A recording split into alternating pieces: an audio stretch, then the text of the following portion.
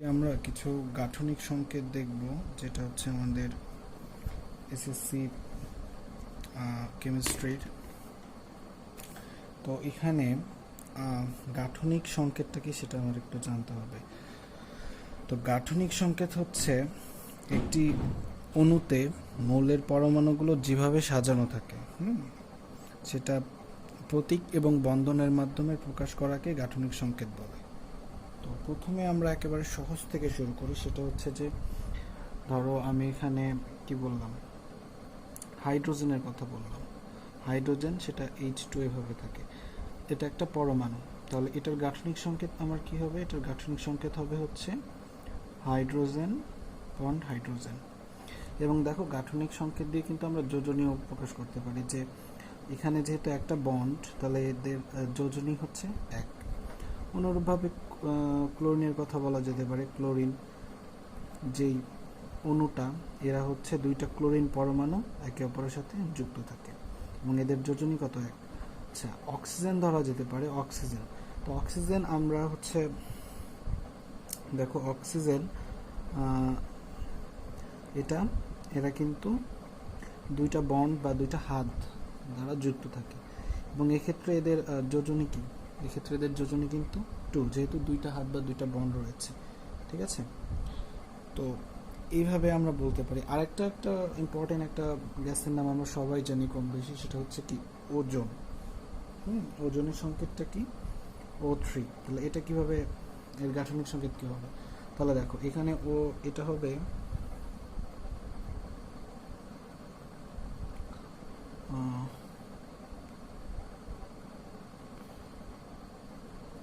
এই টাইপের ত্রিভুজাকার। দেখো উভয় ক্ষেত্রে কিন্তু আমার অক্সিজেনের বন্ড কিন্তু বা হাত দুই এবং যোজনীয় কিন্তু দুই। ঠিক আছে, তো এরপর আমরা বলতে পারি কি? সোডিয়াম অক্সাইড বলতে পারি, Na2O। তাহলে এক্ষেত্রে কি হবে? আচ্ছা, এক্ষেত্রে দেখ একটা জিনিস সবসময় একটু খেয়াল রাখবে, এটা একটু ট্রিক্স, বাট এটা অ্যাকচুয়ালি সবটার ক্ষেত্রে নাও হতে পারে। সেটা হচ্ছে যে ধরো আমার এখানে কেন্দ্রীয় মৌল কোনটা? কেন্দ্রীয় মৌল মানে কেন্দ্রীয় মৌল না, আসলে এখানে আমার যোজনী বেশি কার? দেখো সোডিয়ামের যোজনী কত? এক। অক্সিজেনের কত? দুই। তাহলে যার যোজনী বেশি হবে সেটাকে আমরা কেন্দ্রে রাখবো, সেটাকে কেন্দ্রে রাখলাম। এবং দেখো দুইটা সোডিয়াম দ্বারা এটা যুক্ত, তাহলে এখানে আমার কি? দুইটা, দুই পাশে দুইটা সোডিয়াম। তাহলে দেখো সোডিয়ামের যোজনী এক, দুই পাশে এক হচ্ছে, অক্সিজেনের যোজনী দুই, মিলে গিয়েছে। ঠিক আছে, আচ্ছা এরপর আমরা দেখতে পারি সেটা হচ্ছে সোডিয়াম হাইড্রোক্সাইড, NaOH। তাহলে দেখো সোডিয়াম হাইড্রোক্সাইড, ঠিক আছে, তাহলে এক্ষেত্রে আমার যোজনী বেশি কার? অক্সিজেনের। তাহলে অক্সিজেন আমার এখানে থাকবে, কেন্দ্রে থাকবে। এবং এক পাশে কি থাকবে? এক পাশে হচ্ছে তোমার হাইড্রোজেন যদি দাও, আরেক হাতে যদি তুমি সোডিয়াম দাও, তাহলে দেখো সোডিয়ামের যোজনী এক, হাইড্রোজেনের এক, অক্সিজেনের দুই, মিলে গিয়েছে। ঠিক আছে, তো ক্যালসিয়াম হাইড্রোক্সাইডের ক্ষেত্রে কি হবে? ক্যালসিয়াম হাইড্রোক্সাইড, আচ্ছা এক্ষেত্রে দেখো, এক্ষেত্রে ব্যাপারটা এরকম হবে যে এখানে যোজনী ক্যালসিয়ামের কত? দুই, অক্সিজেনেরও কিন্তু দুই। কিন্তু এখানে দেখো, এখানে এই OH এটা কিন্তু একটা যৌগমূলক হিসাবে আছে, আর আর কেন্দ্রীয় মৌল হিসাবে আছে ক্যালসিয়াম। তাহলে আমার এখানে ক্যালসিয়াম হবে। এবং তাহলে আমি কি বলতে পারি? এখানে বলতে পারি এটা। এবং যেহেতু অক্সিজেন আছে কয়টা? দুইটা, তোমাকে দুইটা দিতে হবে। এবং হাইড্রোজেন কয়টা? দুইটা। তাহলে দেখো উভয় পক্ষে কিন্তু আমার মিলে গেছে। ক্যালসিয়ামের যোজনী দুই, দুইটা বন্ড। অক্সিজেনের যোজনী দুই, দুইটা বন্ড, দুই পাশে দুইটা। হাইড্রোজেনের একটা বন্ড। ঠিক আছে, এটা কিন্তু আমার মিলে গিয়েছে। আসলে গাঠনিক সংকেতটা এরকম, এটা তুমি যত বেশি প্র্যাকটিস করবে তত তোমার আয়ত্ত আসবে। হ্যাঁ, এটা আসলে ওইভাবে বলে আসলে করাটা হয় না। তো এরপরে আসো হচ্ছে দেখা যাচ্ছে Fe2O3, এটার নাম কি? এটা এটা হচ্ছে ফেরিক অক্সাইড। তো এই ক্ষেত্রে আমার যোজনী আয়নের কত? আয়নের এখানে যোজনী 3 এবং অক্সিজেনের কত? 2। আমরা আগেই জেনেছি যে একটার যোজনী আরেকটার কাছে যা এক্সচেঞ্জ হয়। তাহলে আয়রনের যোজনী যেহেতু 3, তাহলে আমরা আয়রনটাকে মাঝখানে থাকবে। এবং একটু মজার ব্যাপার দেখো, এখানে কিন্তু আয়রন আমার 2টা রয়েছে, তাহলে এটা কিভাবে থাকবে, এটা এভাবে থাকবে। এবং দেখো অক্সিজেন রয়েছে কয়টা, মোট 3টা, তাহলে তুমি এখানে 2টো অক্সিজেন দিয়ে দাও। তাহলে দেখো আমার আয়রনের যোজনী কত, 3 মিলে গিয়েছে, এখানেও 3, আর অক্সিজেনের 2 মিলে গিয়েছে। ঠিক আছে, তাহলে আমি যদি বলি যে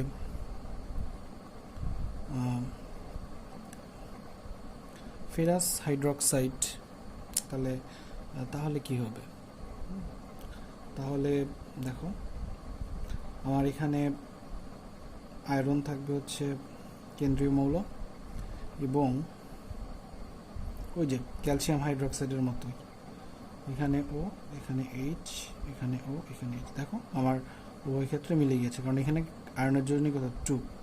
ঠিক আছে, এখানে আয়রনের যোজনী 2, অক্সিজেনের যোজনী 2, হাইড্রোজেনের 1। ওকে, ফেরিক অক্সাইডের ক্ষেত্রে তাহলে কী হবে, ফেরিক অক্সাইডের ক্ষেত্রে মোটামুটি সেম, জাস্ট এখানে আরেকটা তোমার হচ্ছে কি, আরেকটা হাত এসে সেখানে তোমার ওএইচ যুক্ত হবে, যেটি আমরা করি FeOH3। তো দেখো এখানে আয়রন, তুমি এখানে অক্সিজেন হাইড্রোজেন দিলা, এখানে অক্সিজেন হাইড্রোজেন, এখানে অক্সিজেন হাইড্রোজেন। ঠিক আছে, দেখো এখানে আয়রনের যোজনী 3, উভয় 3 জায়গাতে অক্সিজেন রয়েছে 3টা, আমার 3টা অক্সিজেন রয়েছে, সব জায়গায় যোজনী 2, 3টা হাইড্রোজেন রয়েছে, সব জায়গায় যোজনী 1। ঠিক আছে, আমরা যদি এখন একটু অ্যালুমিনিয়াম হাইড্রোক্সাইড করে, অ্যালুমিনিয়াম হাইড্রোক্সাইডটাও সেম, এটা বাড়ির কাছে থাকবে। অ্যামোনিয়ার কথা চিন্তা করি, NH3। তাহলে এখানে কি, এখানে দেখো আমার কেন্দ্রীয় মৌল হচ্ছে নাইট্রোজেন, নাইট্রোজেনের এখানে যোজনী 3, তাহলে আমার কয়টা থাকবে, 3টা হাইড্রোজেন থাকবে, 3টা বন্ডে বা 3টা হাতে। ঠিক আছে, তাহলে আরেকটা বলতে পারো অ্যামোনিয়াম হাইড্রোক্সাইড, NH4OH। ঠিক আছে, তাহলে এখানে দেখো, এখানে আমার কেন্দ্রীয় মৌল কোনটা, নাইট্রোজেন, এবং নাইট্রোজেনের এখানে কয়টা, 4টা কিন্তু হাইড্রোজেন থাকবে, কয়টা, 1 2 3 4, 4টা আমি হাইড্রোজেন দিয়ে নিলাম। বাকি কি থাকে, OH। দেখো আমি আরেকটা অক্সিজেন দিলাম, এখানের সাথে আরেকটা হাইড্রোজেন দিলাম।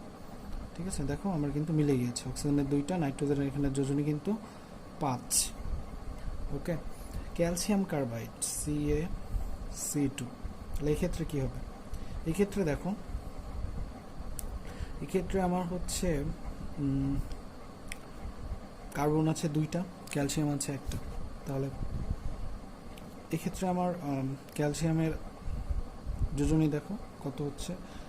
এটা কিন্তু আসলে ক্যালসিয়াম কার্বাইড, এটা কিন্তু একটুখানি মানে ব্যতিক্রম একটা মৌলের পর্যায়ে পড়ে যায়। ঠিক আছে, তো এটার গাঠনিক সংকেত হবে হচ্ছে, এখানে আমার ক্যালসিয়াম থাকবে, যেহেতু 2টা কার্বন, এবং আমরা জানি কার্বনের কত, 4 না, ওখানে 3 আর একে 4, 3 আর একে 4 মিলে গিয়েছে। ঠিক আছে, এটা হচ্ছে আমার ক্যালসিয়াম কার্বাইড। গাঠনিক সংকেত দেখব, সেটা হচ্ছে নাইট্রিক অ্যাসিড। তো নাইট্রিক অ্যাসিডের ভিতরে আমার এখানে কেন্দ্রীয় মৌল কোনটাকে সেটা দেখতে হবে, এবং কেন্দ্রীয় মৌল হচ্ছে নাইট্রোজেন।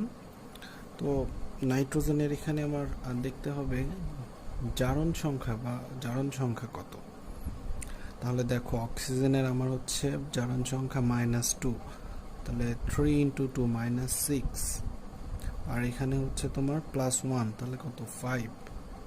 তাহলে নাইট্রোজেনের কত হতে হবে, আমি একটু দেখাই, এটা হচ্ছে 3 আর -2 হচ্ছে কত, -6। হাইড্রোজেনের যদি হয় +1, তাহলে নাইট্রোজেনের কত হতে হবে, +5, তাহলে নাইট্রোজেনের জারণ সংখ্যা +5। আচ্ছা, তো যাই হোক, এটা ব্যাপার না, ব্যাপার হচ্ছে নাইট্রোজেনের জারণ সংখ্যা 5। তাহলে আমার এখানে দেখো, তাহলে আমার স্ট্রাকচারটা কীরকম হবে, যেহেতু এখানে 3টা অক্সিজেন রয়েছে, কয়টা অক্সিজেন রয়েছে, 3টা, তাহলে এবং নাইট্রোজেনের যোজনী হতে হবে 5। তাহলে দেখো এখানে একটা অক্সিজেন দিলাম, এখানে একটা অক্সিজেন দিলাম, 2টা, 3টা অক্সিজেন হয়েছে, এবং দেখো নাইট্রোজেনের যোজনী মিলেছে 1 2 3 4 5, আর একটা হাইড্রোজেন যেটা আমি এখানে দিয়ে দিলাম। ঠিক আছে, তারপরে দেখতে পারি আমরা সালফিউরিক অ্যাসিড, এবং এটা খুব ইম্পর্টেন্ট, অনেকবার পরীক্ষায় আসে। তো এখানকার আমার সালফারের জারণ সংখ্যা কত দেখো, 8 -8 + 2, তাহলে কত 6। তাহলে এখানে যদি 6 হয় তাহলে দেখো আমরা এখানে, তাহলে আমার অক্সিজেন এখানে আসবে মোট কয়টা, 4টা। এখানে 2টা অ্যাড করলাম এবং সালফারের জারণ হাত হলো কয়টা, 4টা। এখানে 2টা বাকি। এই 2টার ভিতরে আমাকে হাইড্রোজেন এবং আরো 2টা অক্সিজেন বসাতে হবে। তাহলে আমি যদি তখন দেখো এটা এইভাবে দিই এবং এখানে একটা করে কি করব, হাইড্রোজেন দিব, তাহলে দেখো আমার কিন্তু হয়ে গেল। ঠিক আছে, এরপর আসো সেটা হচ্ছে তোমার সালফিউরাস অ্যাসিড। সালফিউরাস অ্যাসিডে আমার এখানে সালফারের জারণ মান কত, সালফারের জারণ মান হচ্ছে -6 + 2। এখানে হচ্ছে সালফারের জারণ মান হচ্ছে 4। ঠিক আছে, তাহলে আমি এখানে কেন্দ্রীয় সালফারের যদি 4 হয় তাহলে আমার এখানে অক্সিজেন করতে হবে কয়টা, 3টা এবং হাইড্রোজেন 2টা। আচ্ছা, তাহলে এখানে আমি একটা করতে পারি, সেটা হচ্ছে যে এটা দিলাম, এখানে একটা অক্সিজেন, এখানে একটা অক্সিজেন, এখানে একটা হাইড্রোজেন, এখানে একটা হাইড্রোজেন। মিলেছে? দেখো অক্সিজেনের দুইটা বন্ড মানে যোজনী 2, সালফার এখানে 4টা হয়েছে, হাইড্রোজেন একটা একটা করেছে। এরপর আসে হচ্ছে FePO4, যেটাকে আমরা কি বলবো, ফেরিক ফসফেট, তাই না? যেখানে তোমার এখানে দেখো, এখানে আমার ফসফরাসের জারণ মান, অক্সিজেন হচ্ছে কত, -8, তাই না? আর আয়রন হচ্ছে +3, তাহলে 5। তাহলে আমার এখানে আমি ফসফরাসের যেহেতু 5, তাহলে আমি এটা কিভাবে লিখবো দেখো, আমি এটা, আমার অক্সিজেন কয়টা করতে হবে, অক্সিজেন করতে হবে 4টা এবং আয়রন করতে হবে 3টা। তাহলে দেখো আমি যদি আয়রনের 3টা হয়েছে, এক্ষেত্রেও এইভাবে আর কি। তাহলে দেখো এখানে আয়রনের 3টা, অক্সিজেনের 2টা, ফসফরাসের 3, 2, 5টা হয়ে গেছে। এরপর আসো, এরপর হচ্ছে সোডিয়াম ফসফেট। তো সোডিয়াম ফসফেটের ক্ষেত্রে আমার এখানে ফসফরাসের জারণ মান কত, ফসফরাসের জারণ মান কিন্তু 8, আর এখানেও 5। তাহলে আমি এখানে কি করব, দিলাম, আমার এখানে হচ্ছে দেখো অক্সিজেন দিব, একটা করে নাইট্রোজেন দিয়ে দিব, সোডিয়াম দিয়ে দিব, সরি। দেখো হয়ে গেছে কিন্তু আমার। এরপর আসো হচ্ছে ফসফরাস অ্যাসিড, যেটা H3PO3। তো এখানে আমার ফসফরাসের জারণ মানে একটু হিসাব করি, সেটা হচ্ছে -6 + 3। তাহলে আমাকে এটা করতে হবে, যেটা হচ্ছে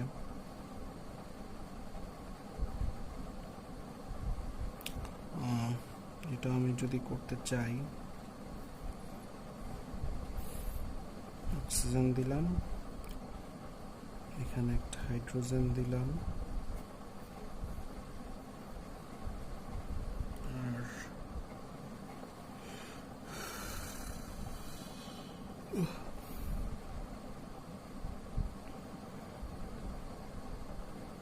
অক্সিজেন দিলাম, এখানে হাইড্রোজেন দিলাম, এখানে হাইড্রোজেন দিলাম, এখানে অক্সিজেন দিলাম। ঠিক আছে, দেখো H3PO3। তো এরপর আসে হচ্ছে পটাশিয়াম ডাইক্রোমেট, এটা একটু জটিল পর্যায়ে। তো এখানে দেখো আমার ব্যাপারটা হচ্ছে অক্সিজেনের এখানে হচ্ছে কত, এখানে -14, আর এদিকে পটাশিয়ামের 2। তাহলে দেখো তাহলে আমার আসতে আসতে 12, এবং যেহেতু 2টা ক্রোমিয়াম তাহলে এখানে 6, 6 করে আসবে।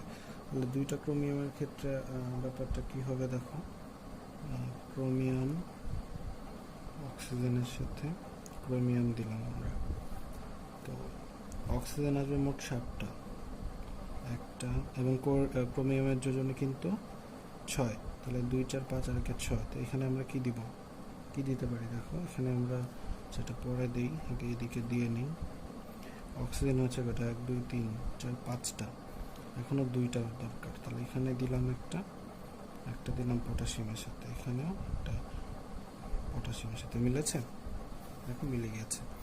এরপর আসো জিঙ্ক ফসফেট। তো জিঙ্ক ফসফেটের ক্ষেত্রে আমার এখানে ফসফরাসের জারণ মান হিসাবটা করে দেখো, যে এখানে কত -8, আর ওদিকে তোমার জিঙ্কের 8 ইন্টু -2 16, এবং জিঙ্কের হচ্ছে কত 3 ইন্টু 2 6, তাহলে 10। তাহলে 2টা যেহেতু ফসফরাস, তাহলে 5 করে, তাহলে ফসফরাস 2টা। তাহলে এটা আমাদের একটুখানি দেখো, এখানে আমি একটা ফসফরাস দিলাম, সে এখানে একটা অক্সিজেন দিলাম, জিঙ্ক দিলাম, এখানে আমি কি দিব, এখানে হচ্ছে আবার অক্সিজেন দিব, আবার ফসফরাস দিব। আচ্ছা, আমার অক্সিজেন আসবে কিন্তু মোট 8টা, তাহলে এখানে আসছে 2টা, 4টা, এখানে 6টা,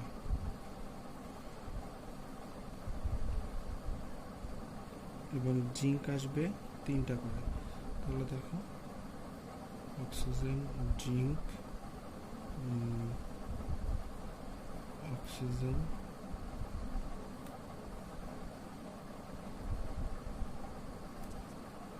দেখো আমার কিন্তু পি মিলে গিয়েছে। পি এর এখানে হচ্ছে 3 2 5টা, 3 2 5, অক্সিজেন মোট এখানে 3টা, 4টা, 5 6 7 8টা, ঠিক আছে। এটা হচ্ছে আমার জিঙ্ক ফসফেট। খুব ভালো করে এগুলো দেখতে হবে।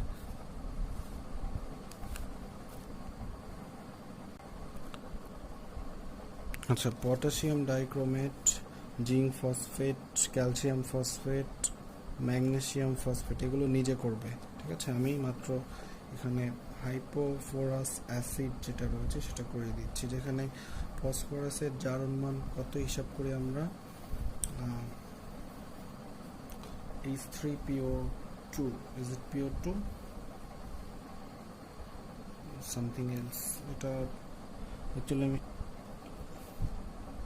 আচ্ছা তাহলে আমরা দেখি, এখানে হচ্ছে ফসফরাস থাকবে এবং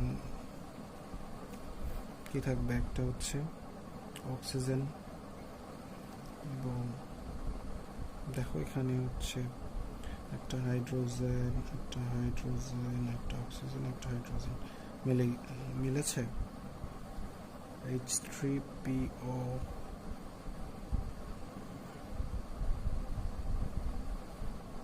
এখানে 3 হবে,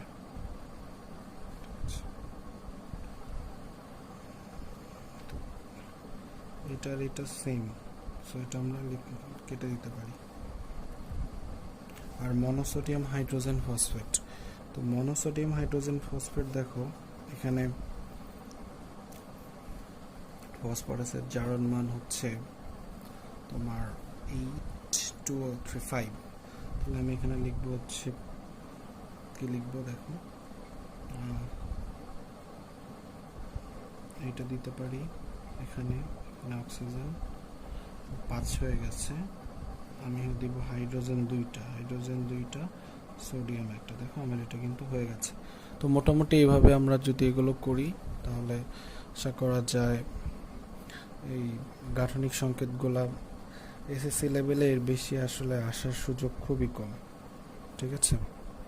তো এগুলো আমাদের যত প্র্যাকটিস করব ততই আমাদের এগুলো আসলে সেভাবে শিখতে পারবো।